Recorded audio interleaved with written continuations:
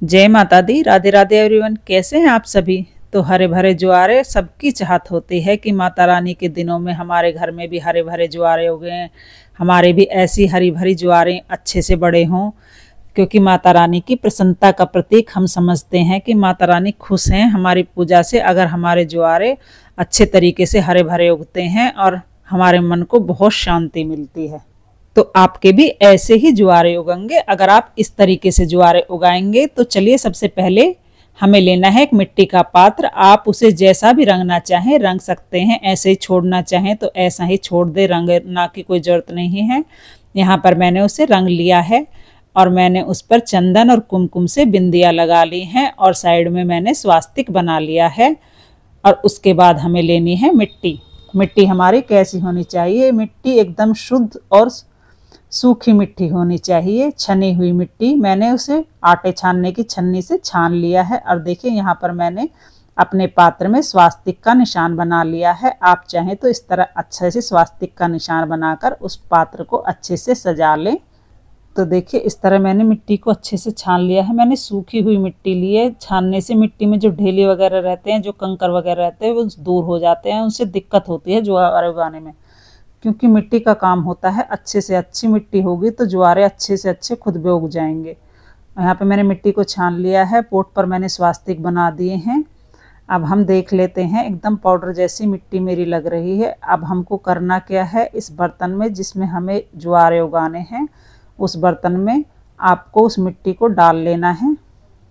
तो यहाँ पर हम इसमें मिट्टी डालेंगे, मिट्टी में फिर भी देख लेंगे कि कुछ ऐसी चीज़ ना हो जिससे दिक्कत हो। यहाँ पर मिट्टी हमें पूरी नहीं भरनी है, मैंने आधी से थोड़ी ज़्यादा मिट्टी भर ली है। उसके बाद हमें देख लेना है कुछ होना मिट्टी में, इसमें सारी चीज़ों को मिट्टी से निकाल देना है, कोई पत्थर कंकर हो, क्योंकि माता रानी के जब ज्वारे हरे भरे उगते हैं तो मन को बड़ी शांति मिलती है, बड़ा अच्छा लगता है। यहाँ पर मैंने थोड़ी सी बालू मिट्टी और बाकी पीली मिट्टी मिला ली है।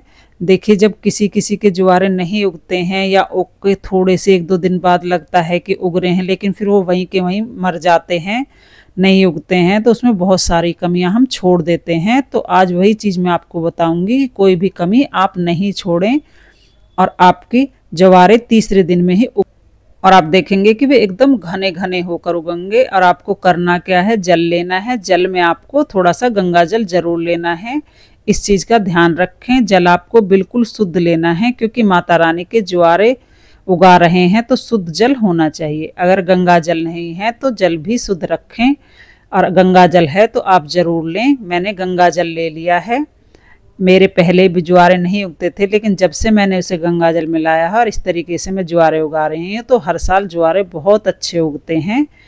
तो यहाँ पे मिट्टी को आपको करना क्या है, ध्यान रखें, मिट्टी एकदम ज़्यादा गीली नहीं करनी है, कीचड़ की तरह। कभी कभी मिट्टी, कभी बहुत सारे लोग लोटा भर के पानी डाल देते हैं, वो एकदम कीचड़ की तरह मिट्टी हो जाती है। इस तरह आपको नहीं करना है, एकदम भूरी भूरी सी गीली सी मिट्टी करनी है जिसमें नमी हो बस की मिट्टी में। जैसे कि मैं आपको दिखा रही हूँ, अच्छे से हल्के हाथों से पानी डालना है, छींटे लगाने हैं। उसके बाद मिट्टी को इस तरीके से हल्का हल्का अलग अलग कर देना है, एकदम ज़्यादा गीली नहीं करनी है, बहुत ज़्यादा सूखी भी नहीं करनी है, इस तरीके से करनी है जिस तरीके से मैं आपको दिखा रही हूँ। और इस तरीके से आपको मिट्टी को गीला कर लेना है कि मिट्टी में नमी बनी रहे और मिट्टी में गर्माई भी रहे, ताकि जिससे ज्वारे अच्छे से उगें। तो इस तरह से आपको मिट्टी को कर लेना है, क्योंकि मिट्टी में नमी बनानी है हमें, और मिट्टी में नमी नहीं होगी तो हमारे ज्वारे जल्दी नहीं उगेंगे।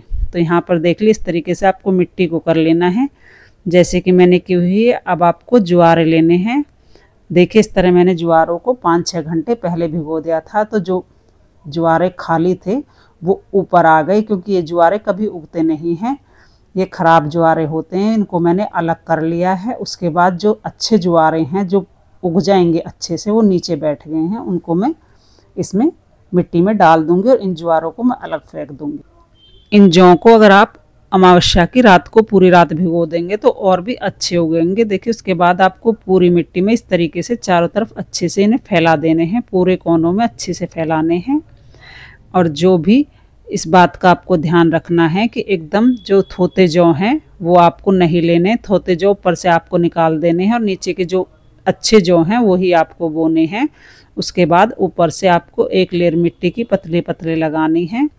वही जो हमने सूखी मिट्टी बचा कर रखी है थोड़ी सी, उससे हम इसके ऊपर पाउडर जैसा, जैसे कि आप देख रहे हैं वीडियो में मैं दिखा रही हूँ, इस तरीके से आपको ऊपर से डाल देना है। मिट्टी को बहुत ज़्यादा नहीं डालना है, बहुत ज़्यादा लेयर नहीं मोटी करनी है, सिर्फ पतली सी लेयर डालनी है, बस थोड़ी सी हल्की सी, और ज़्यादा भी ना ढकें क्योंकि फिर ज़्यादा टाइम लगेगा ज्वारे उगने में।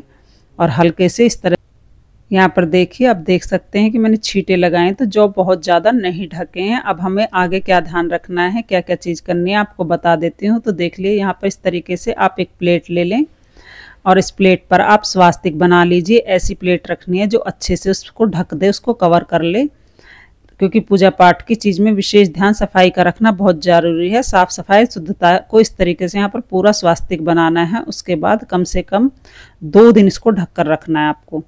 और आपको दोनों टाइम इसमें थोड़ा थोड़ा जल डालना है, सिर्फ छींटे लगाने हैं, पूरा भरना नहीं है।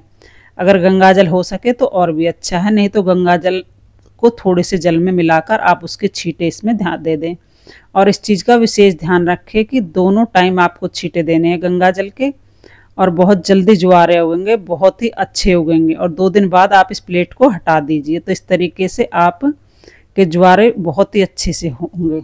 देखिए इस तरह मैंने प्लेट पर स्वास्तिक बना लिया अच्छे से। अब मैं इसको 2 दिन के लिए ढक दूंगी।